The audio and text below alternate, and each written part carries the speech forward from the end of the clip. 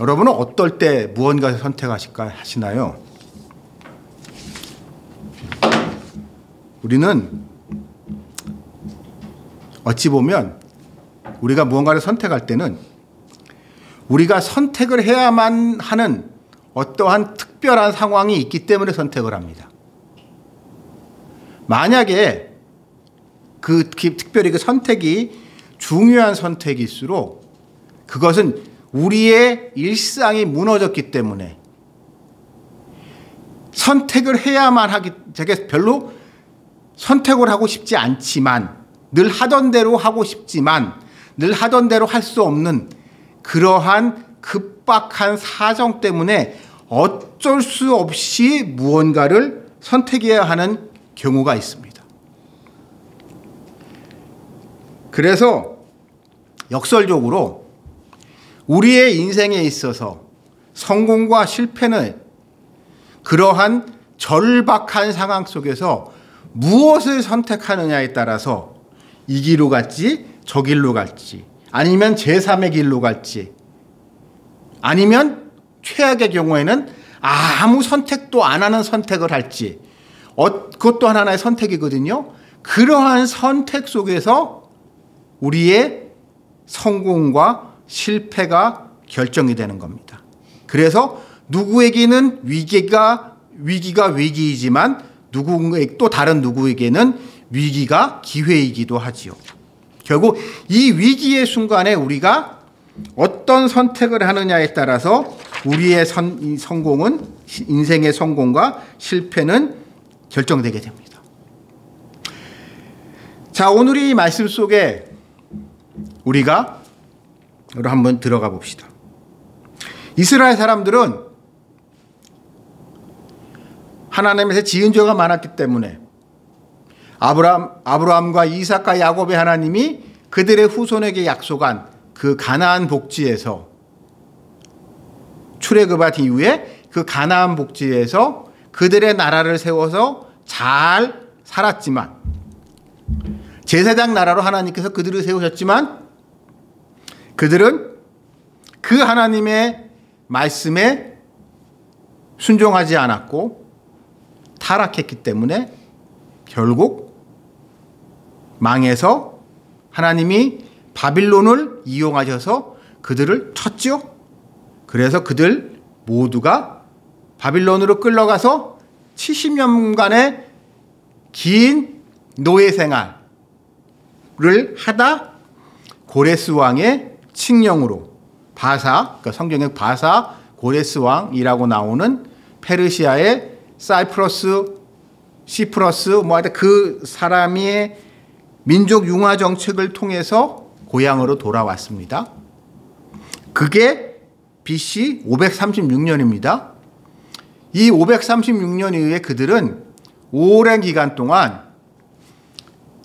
예루살렘 성전 중심의 사실상 신정 자치 국가를 이루고 살아갑니다. 그들은 기본적으로 페르시아 그리고 그 다음에 등장한 알렉산드로스 마케도니아의 알렉산드로스를 비롯한 그리고 그 알렉산드로의 사후에 있었던 여러 헬레니즘의 프톨레마이오스 왕조나 이런 사람들의 왕조들과 있어서 종교를 중심으로 한 예루살렘 성전 신앙을 중심으로 한 자신들의 종교적 정체성을 인정해 주는 하는 범위 내에서 그들은 자치권을 획득했습니다. 그래서 그들은 정치적으로는 외교적으로는 이제 중동 지역을 그 이후에 지배했었던 여러 왕조들의 지배를 받는 것 같지만 사실상은 그들의 일상에서는 그들의 신앙생활, 여호와 하나님을 섬기는 신앙생활 중심으로 한 그들의 삶은 인정받고 존중받는 그런 생활을 한 500여 년 가까이 그들은 쭉 지내왔습니다. 자, 그러다 헬레니즘 문화가 융성해지는 과정에서 그들의 이러한 일상의 삶이 흔들리게 됩니다. 몇백 년 동안 유지해왔던 이런 그들의 삶이. 왜냐하면 그러던 와중에 그 지역을 지배하게 됐던 어떤 한 왕이 이 이스라엘 사람들의 이러한 성전 신앙이 마음에 안 드는 거예요. 야, 왜 너희들만 이상하게 구냐?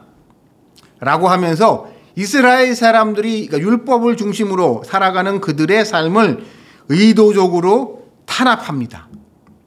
그래서 강제로 이스라엘 사람들이 예를 들어서 돼지고기를 막 억지로 먹게 하고 일요일 날 그러니까 일요일이 토요일이죠. 유태인데 안식일 날 무조건 요즘으로 말하면 회사에 출근을 하게 하고 예루살렘 성전을 제우스를 섬기는 사당으로 막 반대로 바꾸고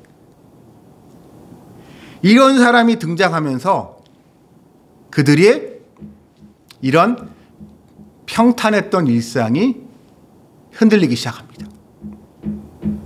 도전받기 시작하고 근데 그들을 그러한 이 외부인들을 이방인들을 이스라엘 사람들은 똘똘 뭉쳐서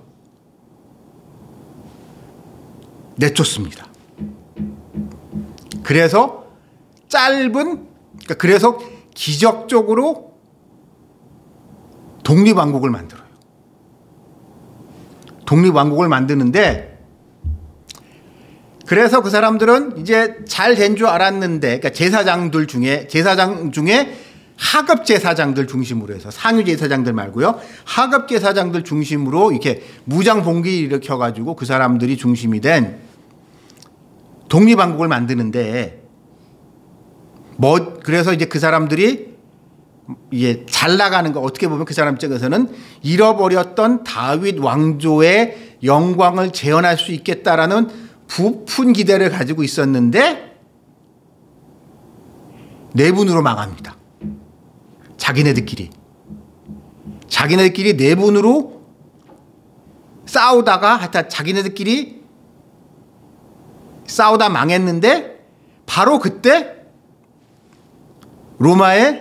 로마가 쳐들어옵니다. 원래 로마는 처음에 팔레스타인 지역, 지금의 이스라엘 지역을 점령할 생각은 없었는데 이집트를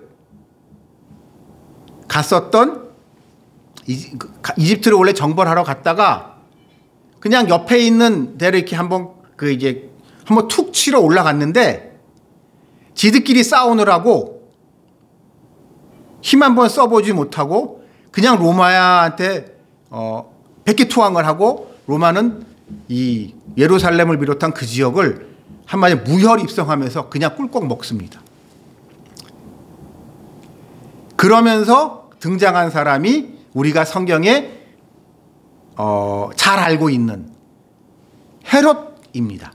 헤롯 대왕이 그 과정에서 로마가 그 지역을 통치하기 위해서 세워놓은 꼭두각시 왕으로 헤롯을 이제 왕으로 이제 해요. 자, 그러니까 이러는 이 이스라엘 입장에서는 한 격동의 한 100여 년간 예수님이 이 땅에 오시기 전에 한 100여 년 동안 이러는 와정 속에서 이스라엘 사람들은 심각한 민족적 정체성을 잃게 됩니다. 정체성의 위기에 직면하게 됩니다. 예를 들어서 이런 겁니다. 이스라엘 사람들은 원래 예루살렘 성전이 정결해야 되잖아요. 그렇죠? 근데 이 예루살렘 성전 유대인 신앙을 싫어했던 그 사람들이 거기 와가지고 일부러 막 돼지를 잡아요. 그래서 막 돼지 피를 뿌려요. 그리고 거기다가 제우스 신을 막 모시게 하면서 막 이상한 짓들을 해요. 그러면 그 사람들은 물론 이스라엘 사람이 나중에 다 내쫓았습니다. 근데 여러분, 그러면 그 성전이 과연 정결할까요? 좀 이상하잖아요. 그러니까 거기가 쉽게 말해서 좀 더럽혀졌단 말이에요. 더럽혀져서 그 성전이 과연 그전같이 신성한가에 대한 이스라엘 사람들이 고민을 하게 되고, 또 한 가지 이제 이런 고민도 하게 됩니다. 자, 이렇게 막 이렇게 탄압을 해요. 탄압하는 과정에서 제사장들 중에 협조했던 제사장과 반대했던 제사장이 있잖아요. 그러면 누가 살아남았을까요? 반대했던 제사장들은 다 잡아 죽였겠죠. 협조했던 제사장들만 살아남았을 거 아니에요. 그럼 우리식으로 말하면 이 사람들은 이제 친일 변절파 같은 사람이에요. 변절자 같은 사람이에요. 근데 이게 회복되고 난 다음에 누가 거기서 제사를 지낼 수 있죠? 제사장, 특히 제사장의 요건은 성경에서 분명히 말씀하고 있습니다. 아론의 후손이어야 된다. 아론의 후손 중에 그러면서 대제사장의 혈통적 자격이 있는 사람 중에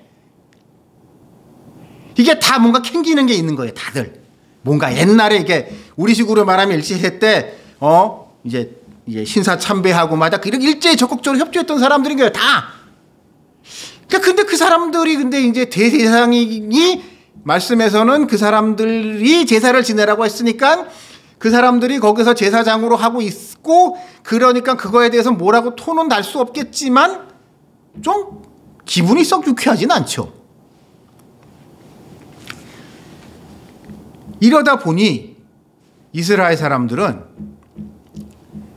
표면적으로는 헤롯의 등장과 함께 그 격동의 세월, 그러니까 막 격동의 그 전에 그러니까 이 종교 탄압과 얽혀 있는 이런 문제는 이제 어느 정도 해결이 되고, 이제 대외적으로는 로마 제국의 강력한 팍스 로마나의 시절 속에서 대외적으로 안정돼 있고, 경제적으로도 번영을 누리고, 정치적으로도 나름 안정된 것 같고, 이전에 자신들이 해왔던 그런 이제 여호와 하나님을 섬기는 성전 제사를 중심으로 한 자기네들의 신앙을 잘할 수 있는 것 같지만, 아무리 봐도 옛날 같지 않은 거예요. 옛날 같지 않고, 그래서 그러는 과정 속에서 우리가 잘 알고 있었듯이 이제 이 사두개, 성경에 등장하는 사두개인도 등장하게 되고, 바리새인들도 등장하게 되는 거고, 일명 열심당원인 사람들도 등장하게 되고, 물론 성경엔 등장하지 않지만 SNF파라는 사람들도 등장하게 되고, 여러 분파로 분리가 되게 됩니다. 이스라엘 사람들. 이렇게 많은 숫자도 아님에도 불구하고. 왜냐하면 이런 상황 속에서 확실한 구심점, 누가 봐도 논란의 여지가 없는 정통성을 가지고 있는 그 무언가가 엄성하게 됐기 때문에. 그래서 그러한 위기 속에서 그들은 혼란한 세월을 보냅니다. 그때 등장한 사람이 바로 오늘 이 말씀의 주인공인 세례 요한입니다. 이 세례 요한은 제사장 가문 출신입니다. 아버지가 사가랴였죠. 그리고 엄마는 이세벨이고, 근데 여러분 누가복음에 보게 되면 요한의 세례 요한에 대해서 혈통에 대해서 좀 자세한 설명이 있는데, 흥미로운 게 제사장 집안인데 특히 어머니가 그러면서 그러기 때문에 이런 제사장으로서의 역할을 할 수 있는 자격이 천부적으로 부여받은 사람이 세례 요한인 거죠. 그러니까 어찌 보면 당연히 이 세례 요한은 성장하고 난 다음에 제사장으로서 제사장으로 이렇게 살아갈 수 있는 자격이 있는 사람이었습니다. 근데 그 사람이 오늘 이 말씀에서 보듯이 사람들한테 세례를 하라는 거 하면서 막 너희 세례 받아야 돼, 세례 받아야 돼 하면서 이제 세례를 갖다가 죄사함을 받는 회개 세례를 사람들한테 전파를 합니다. 저는 이 모습이 오늘날 이제 한국 상황이랑 이게 되게 오버랩이 되는 부분이 많습니다. 제가 보기엔. 자, 지난 세월 우리나라는 한국교회는 폭풍 성장을 했죠. 폭풍 성장을 했습니다. 한국 사람들이 외국 나가게 되면 제일 많이 듣는 이야기가 몇 가지인데 그 중에 하나는 한국은 어떻게 그렇게 선진국이 됐냐, 경제적으로나 정치적으로나 선진국이 됐냐는 질문을 많이 받게 됩니다. 또한 이제 저희 같은 이제 목사들, 신학자들은 아니 너희 한국 교회는 어떻게 단기간에 이게 폭발적으로 성장을 해서 주류 종교가 됐느냐, 강제 개종을 하고 이런 것도 아닌데 어떻게 성장을 했냐, 부흥 성장했냐라는 질문을 많이 받게 됩니다. 그리고 요즘은 거기다 하나 더 나아가서 이 K-팝의 열풍이 그런 게 있는 것 같아요. 외국인들이, 다른 나라 사람들이 보기엔 아니 그 문화적으로 변방이었던 너희 한국에 이 어쩌면 그렇게 K-팝 가수들이 전 세계 음악 시장을 이렇게 휩쓸고 다닐 수 있냐, 이런 질문을 우리나라 사람들은 받게 됩니다. 우리가 생각하는 것 이상으로 남들은 우리를 대단하게 생각을 해요. 근데 이것이 가능했던 건 제가 보기에 우리나라의 과거에 있었던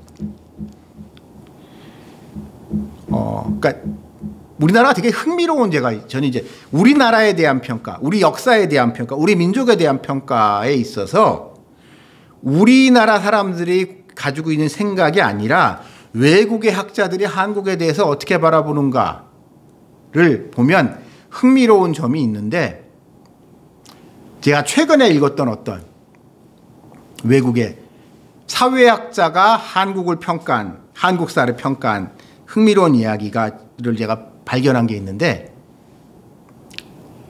그 분이 보기엔 그러니까 한국 사회에서 지배 세력은 고려 초 왕건이 고려를 건국하는 과정에서 지방의 토호 세력들을 결혼 동맹이나 이런 거를 통하여 문벌 귀족화한 이후에 그러면서 그 과정에서 족보라는 게 만들어지고 성이라는 게 만들어지고 족보라는 게 만들어지고 난 다음에 그게 1000년 이상의 세월 동안 그 틀이 유지가 되어 왔다는 거예요. 다른 나라들과 같이 지배 세력의 드라마틱한 변화가 있어 본 적이 없대요. 그러니까 호족이었던 사람들이 유교를 갖다가 받아들이고, 한편으로는 그러면서 관료제도를 만들고, 그러면서 과거 시험을 통하여 이제 문벌 귀족이 됐고, 그 사람들이 이후에 그러니까 그러면서 다른 한편으로는 자기가 가지고 있는 지역의 지주이기도 했고, 대지주는 아니지만은 최소한의 경제적인 기반을 가지고 있는 지방의 지주이기도 하면서 관료이기도 했었던, 쉽게 말하면 사대부들이 모양만 바뀌었지 계속 1000년 이상 지배해 왔다는 거죠, 사실상. 근데 그 얘기를 듣고 이제 곰곰이 제가 이제 교회의 모습 속에서 한번 생각을 해봤습니다. 그 선교사들이 한국 교회에서 왜 당장 단시간에 성장을 할 수 있었을까? 첫째, 초기 선교사들의 이야기를 들어보면 흥미로운 것 중에 하나가 한국어, 그러니까 한글과 한문이 사용됐기 때문에 성경을 한국어로 번역하기 되게 쉬웠어요. 이게 별거 아닌 것 같아도요, 여러분. 이 성경이라는 게 완전히 다른 문화권에서 만들어진 책이잖아요, 책. 이 텍스트를 전혀 다른 나라 말로 번역한다는 거는요, 이게 쉬운 게 아닙니다. 왜냐하면 성경에 등장하는 수많은 단어들이 있잖아요. 그 단어가 많은 경우에는 다른 문화권에서는 그거에 적당한 단어 자체가 없는 경우가 너무 많거든요. 근데 우리나라는 묘하게 성경을 한국어로 번역하는 과정에 있어서 대표적인 게 하나님이라는 표현. 그러니까 심지어 영어조차도 그냥 God인데 대문자 G냐 소문자 G냐밖에 구분이 안 되잖아요. 근데 한국어는 하나님이라고 하고, 그러니까 우리가 보통 이제 하늘의 삼위일체 하나님이라고 할 때는 하나님이라고 하던가 뭐 아니면 뭐 하느님이라고 하던가 하는 고유명사를 사용하고, 그 이외에 그런 영어로 말하면 소문자 가신 것은 그냥 신이라고 표현을 한단 말이에요. 우리는 이러한 우리 한국어의 되게 독특한 특징 때문에, 예를 들어서 일본에서는 그게 다 가네사마거든요. 그러니까 일본 사람들은 그냥 성경을 읽게 되면 일본 성경 내에서는 우리가 신이라고 하는 하나님이 다른 신들과 이렇게 언어적으로 구분이 잘 안 돼요. 근데 특이하게 한국어에서는 이게 구분이 정확하게 되는 이런 부분 때문에 우리는 기독교라는 것을 되게 쉽게 기독교의 개념을 쉽게 받아들일 수 있었습니다. 그리고 그것을 잘 받아들인 사람들이 결국 지난 세월 한국 교회와 한국 사회를 이끌어갔습니다. 그러니까 선지문물을 먼저 받아들인 사람. 그러니까 글 공부를 해서 원래 그러니까 양반으로 태어나서 양반 가문에서 어려서 글 공부를 하다가 기독교가 들어온 이후에 선교사들한테 성경을 받고 성경을 보면서 기독교를 받아들였고, 기독교를 받아들이면서 신식 공부를 했던 사람들, 기본적으로 지주계급이 많았겠죠. 뭐 어려운 사람도 있었겠지만 그런 사람들이 교회 지도자가 됐고, 결국 해방 이후에 미군과 함께 온 선교사들에게 얼마나 반가웠겠어요. 외놈들한테 쫓겨났었는데 그 선교사들 다시 돌아온 다음에 이제 그런 선교사들하고 이제 짝짝꿍이 돼가지고 이제 잘 지내왔단 말이에요. 이런 식으로 한국 사회는 이런 특수한 상황 때문에 한국 교회와 한국 상황은 이제 폭발적인 성공을 할 수 있었는데, 그래서 다른 나라들과 달리 기독교와 서구 문명을 받아들이는 데 있어서 별로 저항감이 없었어요. 그러니까 우리가 저희 선교라는 관점에서 봤을 때 기본적으로 일본 사람들한테 선교가 힘든 게, 일본인들의 머릿속에서는 무슨 고정관념이 있냐? 기독교는 서양인들의 종교다. 일본 사람이라면 당연히 일본의 종교인 신도를 믿어야 된다 라는 생각이 일본인들한테 강하고, 그 사람들 머릿속에 뿌리 깊게 박혀 있고, 중국인들에게 있어서도 그와 유사한 부분이 있고, 중국인이라면 당연히 유교나 도교를 믿어야 된다는 생각이 중국인들한테 강하고, 뭐 이런 무언가들이 있는데 한국 사람들은 그런 게 아예 없는 백지 상태였기 때문에 기독교를 쉽게 받아들이고 서구 문명을 아무 저항감 없이 받아들였습니다. 근데 그로 말미암아 오늘날 한국 교회와 한국 사회는 심각한 위기에 처해 있습니다. 무엇인고 하니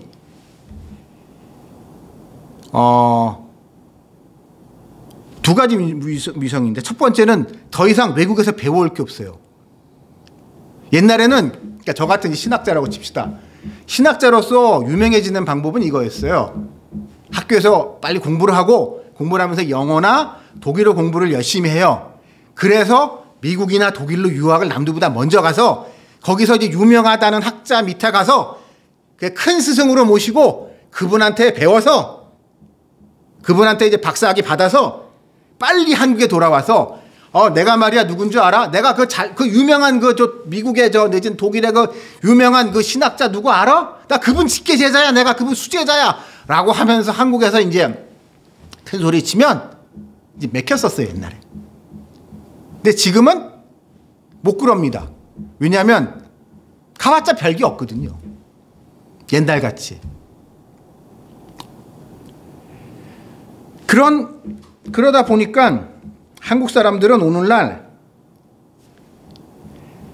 더 이상 그렇게 먼저 공부하고 이런 걸 가지고 이제 흔히 말해 선진 문물을 먼저 받아들이고 이것을 통하여 자기네들이 어떠한 주도권을 잡는 것을 더 이상 기대할 수 없는 상황이 되다 보니까 다들 이제 이게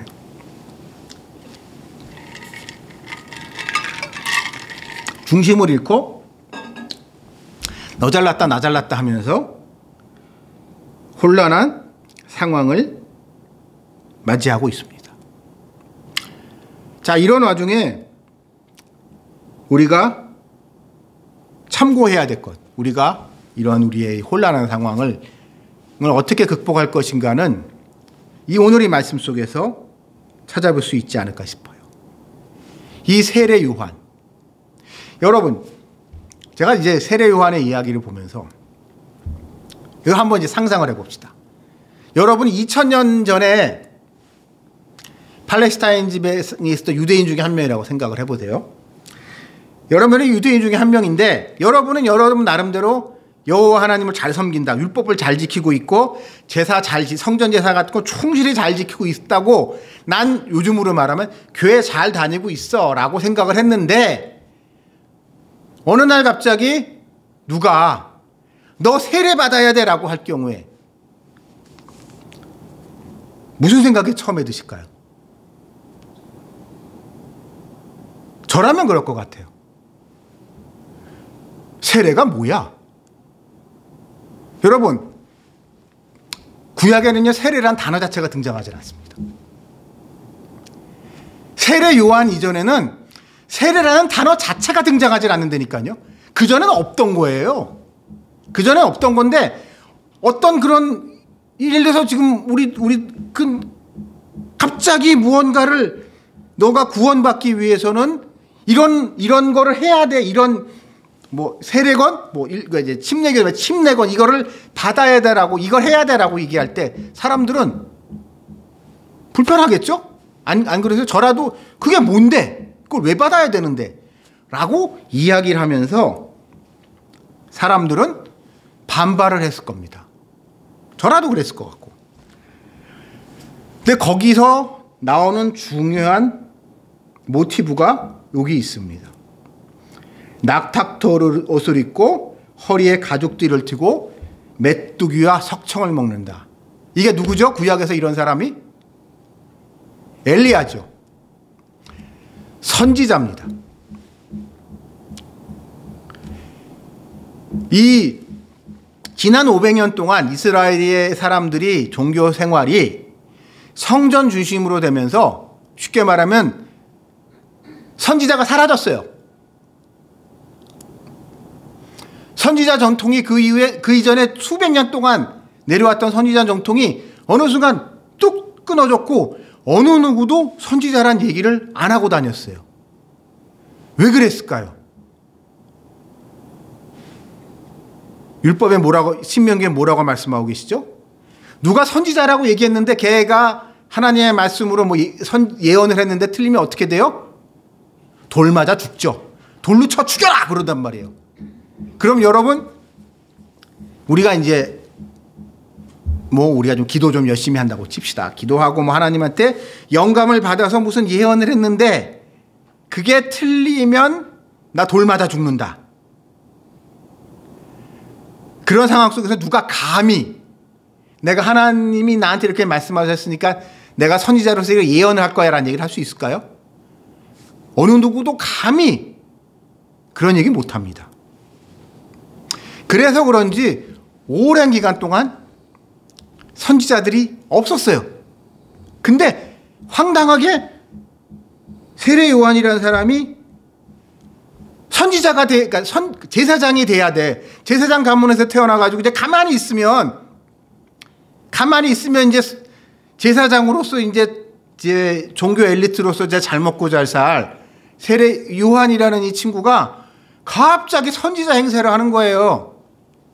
그러면서 성경에 등장하지 않지만 사람들이 그를 500년 만에 다시 나타난 선지자라는 것을 인정할 수밖에 없는 어떤 무언가가 있었겠죠. 그거에 대한 많은 전승들이 있는데 그건 뭐 성경에 기록된 게 아니기 때문에 얼마나 신뢰할지 모르겠지만 어쨌든 이런 선지자가 나타났어요. 그러면서 이제 그럴 것 같아. 이스라엘 사람이라면 야, 엘리야나 이런 엘리사 같은 선지자들이 옛날에 있었다는 건 내가 구약에서 읽어서 알고 있었는데 야, 이런 선지자가 다시 나타났구나, 하나님의 사람이 라고 하면서 사람들이 우르르 몰려갔겠죠, 그한테. 요즘도 그렇지 않습니까? 어느 목사님이 이제 목사까지도 필요 없어요. 누가 이제 기도했는데 이제 막 능력이 있다. 그래서 그 기도가 그 목사님이 탁 안수기도 한번 해주면은 막 암이 다 낫는다. 라고 하게 되면 이제 사람들이 줄 서잖아요. 그런 식으로 이제 사람들이 엄청나게 모였을 거예요. 그 사람들한테 요구한 게 세례 요한이 요구한 게 흔히 말해 세례입니다. 회개의 세례를 요구해요. 이 회개의 세례가 과연 뭐냐? 구약적으로 쉽게 말하면 구약의 정결의식입니다. 구약에서는 우리가 성전에 들어가기 위해서 성전 앞에 있는 큰 뭐라고 해야 되나? 욕조라고 해야 되나요? 이런 데서 내 몸을 깨끗이 씻고 난 다음에 우리식으로 말하게 되면 목욕 제기하고 난 다음에 성전에 들어가서 하나님한테 제사 드릴 수 있었거든요. 그래서 사람들은 제사를 지내면서 의례적으로 이런 정결의식을 하댔는데 이런 정결의식을 더 발전시킨 세례, 침례를 세례 요한이 얘기하는 겁니다. 그러면서 강조하는 게 뭐예요? 회개라는 것을 강조합니다. 이스라엘 사람들은 어찌 보면 신앙생활을 잘해왔습니다. 율법을 잘 지키고 살았고 율법대로 열심히 살았지만 지난 한 100여 년간의 격동기 속에 이 사람들은 싫든 좋든 죄를 많이 지었고 이 죄에 대해서 회개를 하기보단 이랬지 않았을까 싶어요. 그때는 그럴 수밖에 없었어. 그래, 내가 그때 잘한 건 아니지만 그래도 그때 내가 그렇게 해서라도 이 모든 목숨을 지켰기 때문에 여호와 하나님을 섬기는 이런 신앙을 다시 섬길 수 있었던 거고, 그래 내가 그때 잘못했지만 그래 잘못한 것도 이제 그것 때문에 옛날에 문제 많았던 성전을 헐어버리고 돼지 피로 오염되고 제우스 같은 거로 오염됐던 이제 수르바벨 성전 제2성전을 헐어버리고 아주 좀 문제가 있긴 하지만 헤롯이 성전 크게 잘 지어주고 있잖아. 띠꺼번쩍하게. 얼마나 좋아. 라고 하면서 사람들은 자기 합리화를 하면서 회개를 진정어린 회개. 진정어린 회개라면 이거예요. 잘못했습니다. 하나님 잘못했어요. 나 죽을 죄를 지었습니다. 라고 하면서 거기서 끝나야 돼요. 근데 우리는 많은 경우에 어떻게 해요? 잘못했어요. 죽을 죄를 지었어요. 근데요, 그때 그럴 수밖에 없었어요. 저 연약한 사람이에요. 저도 연약한 사람일 때는 그때 그럴 수밖에 없었으니까 뭐 좀 봐주세요. 이렇게 나오잖아요. 근데 진정한 회개는 뭐예요? 나 죽일 놈입니다. 죽여주세요. 제 하나님이 제가 잘못했으니까는요, 저를 망하게 하시고 저를 죽여주셔서 저 할 말 없습니다. 전 망해도 죽어도 싼 놈입니다. 라고 하는 게 진정한 회개거든요. 그러한 회개의 세례를 이스라엘 사람들한테 이야기를 한 겁니다. 이 부분이 전 우리한테 좀 필요한 것 같아요. 요즘 사람들이요, 핑계가 너무 많아요. 핑계가. 더군다나 구조주의의 이제 부작용이 이런 거죠. 그 사람이 잘못한 게 아니라 그 사람이 죄를 지을 수밖에 없는 사회적, 문화적 구조가 문제라는 거예요. 심지어 그 사람의 유전자의 구조가 문제가 있어서 그 사람이 타고난 성격에 뇌에 문제가 있어서 성격이 잘못되어 있기 때문에 그 사람이 잘못된 게 아니고 그 사람이 타고난 그 사람의 유전자의 구조에 문제가 있어서 그 사람은 그렇게 폭력적일 수밖에 없고 그 사람은 사이코패스일 수밖에 없고 하여튼 그런 뭔가 이유를 대면서 사람들은 내가 잘못했다는 얘기 그냥 진정한 회개 안 하려고 작정한 사람들 같습니다. 우리 현대인들은. 그리고 그렇게 하는 것, 그러니까 뭔가 이렇게 이유를 대는 것, 핑계를 대는 것이 뭔가 좀 더 깨어있고 지식이 있는 것 같고 뭐 좀 이렇게 수준 있는 것 같은 그런 착각이 사회에 퍼져 있어요. 그런데 여러분, 핑계 없는 무덤 없습니다. 하나님은 우리에게 왜 선택의 기회를 주셨을까요? 위기의 순간에 우리한테 선택의 기회를 주셨습니다. 만약에 우리에게 선택의 기회가 없다면 우리는 자유인일 수가 없어요. 그때는 그럴 수밖에 없었다는 핑계로서 모든 것이 합리화될 수 있다면 그것이야말로 우리가 우리 스스로를 나는 환경의 노예고 종이다. 나는 내 마음대로 할 수 있는 게 하나도 없는 나는 존엄한 존재가 아니다. 라고 스스로 자기를 비하하는 것. 그것은 하나님의 형상대로 하나님이 창조하시고 하나님이 우리에게 자유의지를 주시면서 그 자유의지를 가지고 그것을 통하여 무언가를 선택하고 그것을 통하여 하나님께 영광을 돌리기를 원하시는 하나님의 창조 섭리를 우리를 창조하신 이유를 거스리는 큰 죄입니다. 그러므로 여러분이나 저나 잘못하고 있습니다. 잘못한 거 많고 지금도 잘못하고 있는 거 있고 앞으로 잘못할 거 많습니다. 하지만 여러분, 우리 핑계대지 맙시다. 최소한 하나님 앞에서는 핑계대지 맙시다. 그냥 하나님 나 죽어 마땅한 놈이지만 살려주셔서 감사합니다 라는 감사한 마음을 가지고 살 때 하나님은 자비롭고 은혜롭고 노하기를 더디하시며 인자와 진실이 많은 하나님은 여러분과 저 모두를 주 예수 그리스도의 보혈로 덮으시며 성령으로 동행해 주실 것을 믿으며 살아가시는 여러분들이 되시기를 주님의 이름으로 축원합니다. 우리 같이 기도드리시겠습니다. 하나님 아버지 감사합니다.